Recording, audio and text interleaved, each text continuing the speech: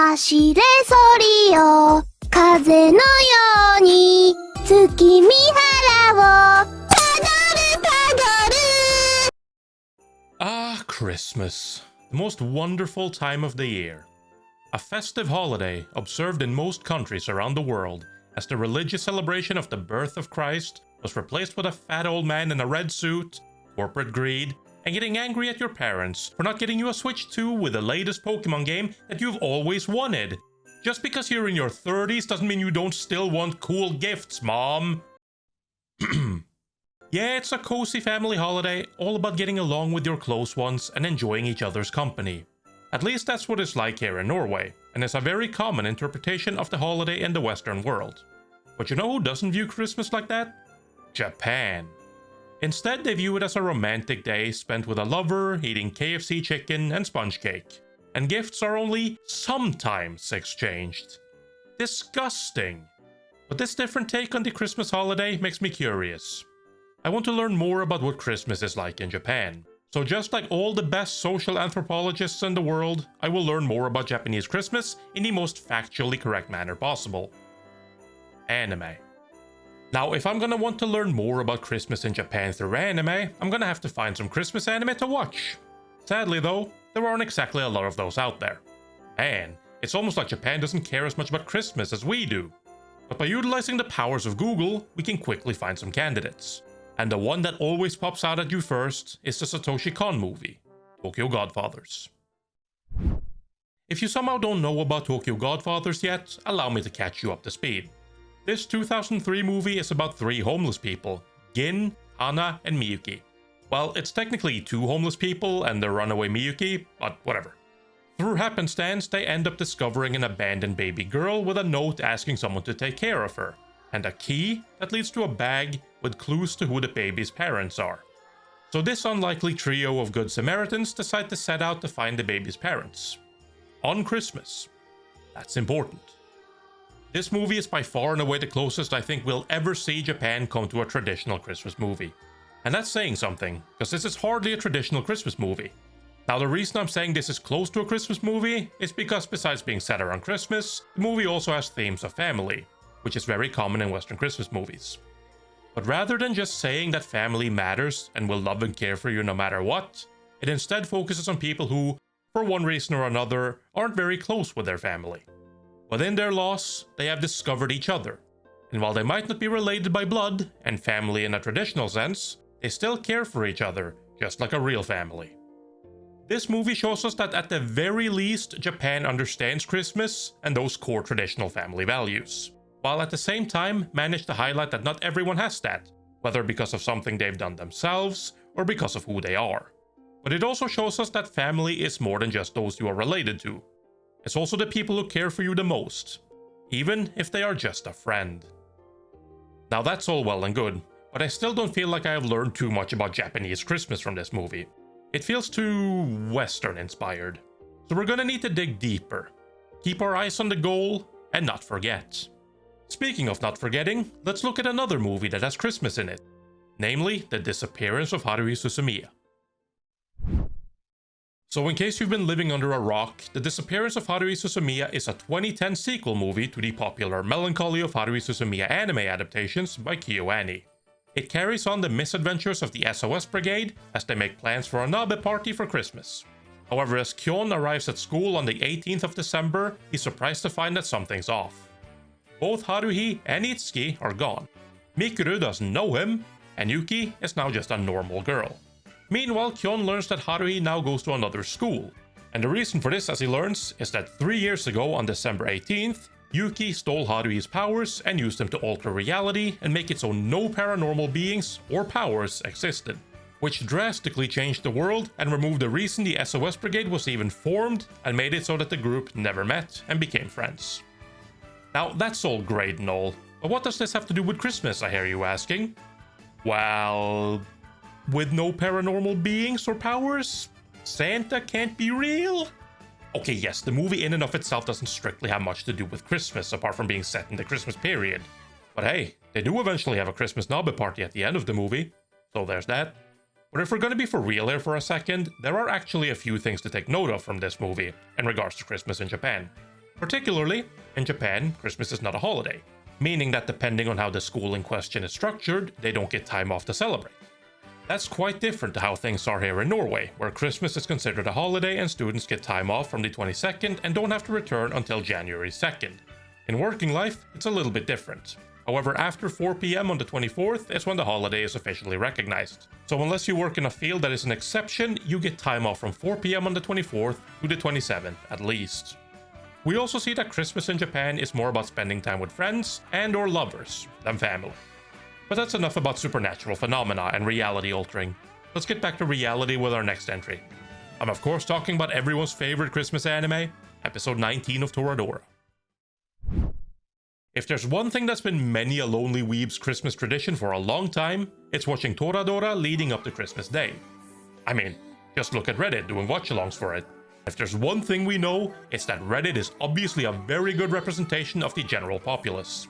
Now, when doing a Toradora watch-along, it's very important that the 19th episode of the anime falls on the 24th, as that's Christmas Eve, and also the day the events of that episode take place.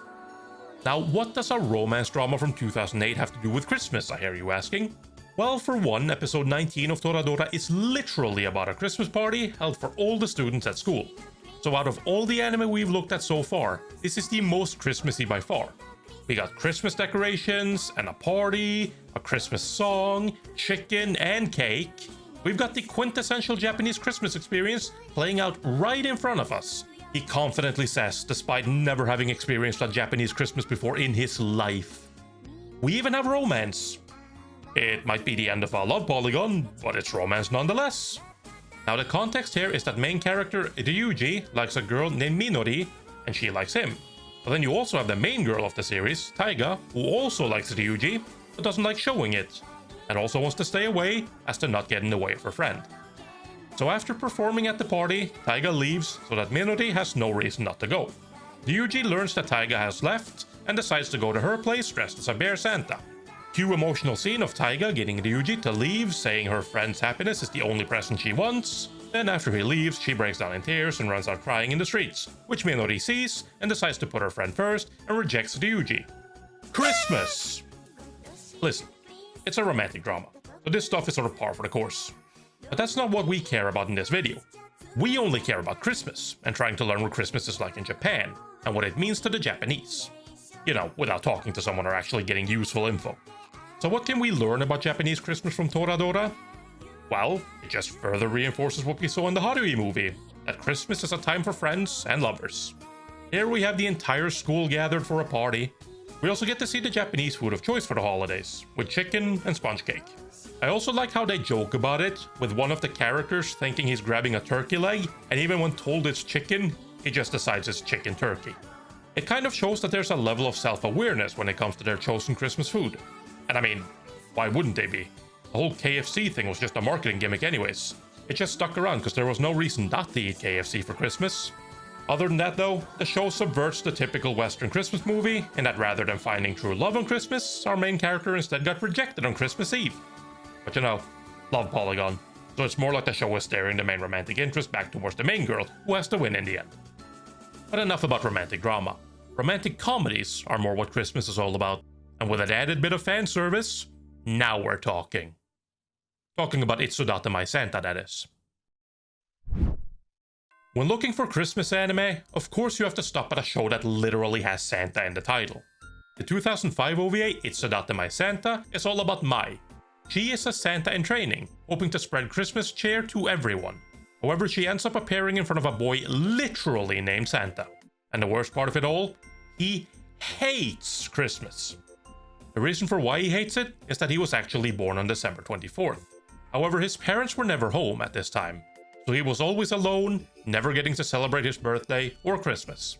All he got was a present, a cake baked by his grandmother, and being told that if he was a good boy, Santa would come, which he obviously never did.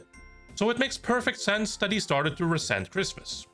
However, as a Santa in training, Mai is not about to accept this. And so she makes a promise to him that she will improve his luck and change his view on Christmas for the better. She will make him happy for one night.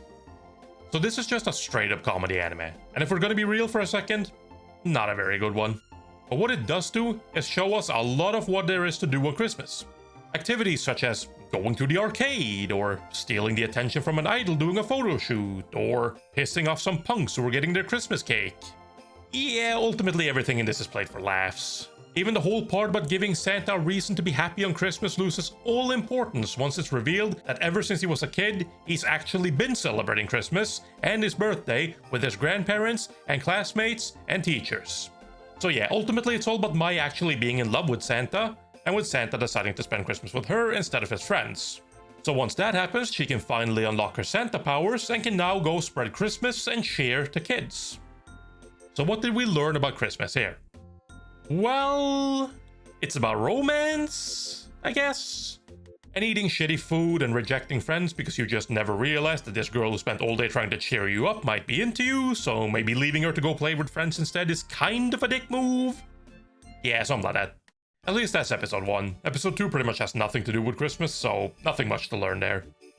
Alright, so it turns out that an anime with Santa in the title wasn't very helpful in teaching us about Japanese Christmas. But we can't let one failure smear the name of Santa like this. So let's try this again. Santa Company is an original movie from 2014. Now if you've never heard of this one before, you're forgiven. Neither have I. So it was then a huge surprise for me to sit down and watch a movie about a bunch of child workers fighting a giant dragon made out of trash to stop it from eating children's presents in order to save Christmas. However, sadly I found out that I was watching the wrong movie. How was I supposed to know that there are 3 Santa Company anime? No, I'm not watching them all. Okay, let's try this again. So in Santa Company we follow a girl named Noelle who is preparing for a test to become an official Tontu. Now, if you're not from the Nordics, you don't understand what I just said. Tontu is the Finnish word for what we here in Norway would call a nisse. There isn't really an English name for it, but to you English speakers out there, these creatures are usually introduced as elves or gnomes, and are those cute little things that help Santa deliver presents. Anyways, what essentially happens in this short movie is that Noelle can't come up with an answer for what the most important thing for a Santa Claus is. However, she and a group of friends discover a late letter sent to Santa Company from a child, which is about to be handled as a defect. So they all decide to break company rules and go out and get the child their present, and deliver it to them. And on the journey, Noelle discovers what is most important to Santa. The end. Alright, so what can we take away from this in regards to what Christmas is all about in Japan? Absolutely fucking nothing. Ignore what I said earlier about Tokyo Godfathers. This movie is by far and away the closest I think we'll ever see Japan come to a traditional Christmas movie. This is by far and away the most true to form Christmas movie I've ever watched. But it's also mostly focusing on Western Christmas and a mixture of Finnish/Nordic folklore and American Christmas tradition. So yeah, if you want a true to form but Japanified Christmas movie to watch this holiday, then you've got 3 Santa Companies to sit through. All of which will only take you 2 hours to watch, and one of them is a public service announcement about littering. But for the purpose of learning more about Japanese Christmas, which is what this video is all about, this taught us absolutely nothing. Lastly, before we go over what we've learned about Christmas in Japan, there is still one more show I want to talk about. As I was making this, I realized that there's an anime airing right now, or probably just ended by the time this video is released, that's about Christmas. Kinda. That anime is called Sanda. Get it? Santa? But with a D instead of a T? Yeah, you get it. So basically, this show takes place in a world where there's few children, and as such, they are also regarded as one of Japan's most valuable assets. However, Christmas has become just a legend of the past, and Santa is just a fictional character. However, little do they know that at the Daikoku Welfare Academy, there is a boy named Sanda Kazushige, who is a descendant of Santa Claus himself. And when he wears something red, he turns into a buff old man resembling Santa. But when classmate Fuyumura reveals his inner Santa and forces him to help her find out what happened to the missing student Ono, he realizes that the adults at this academy are kinda weird, with their obsession with youth and controlling and shaping the minds of children. Okay, so I know what you're asking right now. What does any of this actually have to do with Christmas? And the answer is nothing really. At least not directly. But being that this show does feature Santa Claus and Christmas, it is in a way a Christmas show. It's just also a kind of weird shonen action show. But what does this actually teach us about Christmas in Japan? Not a whole lot. But there are, in my opinion, 2 things we can take away from this show.